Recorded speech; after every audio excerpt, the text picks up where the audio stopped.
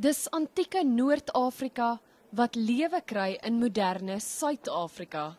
By die replika-uitstalling kan jy kom leer van die geheime wat in die land van die Nyl en piramides opgesluit was.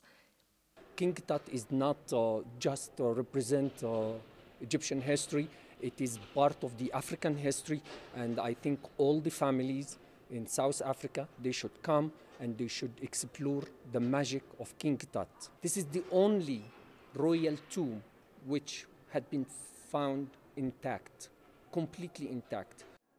Hier's meer blinkgoed as waarvan enige kraai kan droom. Die 1000+ replikas van graftombeskatte is deur Egiptiese vakmanne vervaardig. Kaartjies kos tussen R80 en R160 en die uitstalling duur tot 1 Maart volgende jaar. En dan kan jy sommer leer hoe om die koning se naam reg uit te spreek. Tutankhamun. Die organiseerders sê hierdie uitstalling is vir enige iemand, van skoolkinders wat sommer vroeg al in die vakansie verveeld is, tot hulle oupas en oumas, of sommer enige iemand wat al ooit daarvan gedroom het om hulle lyf Indiana Jones te hou, al is dit net vir 'n uur of 2. Daniella van Heerden, Unies, Krugersdorp.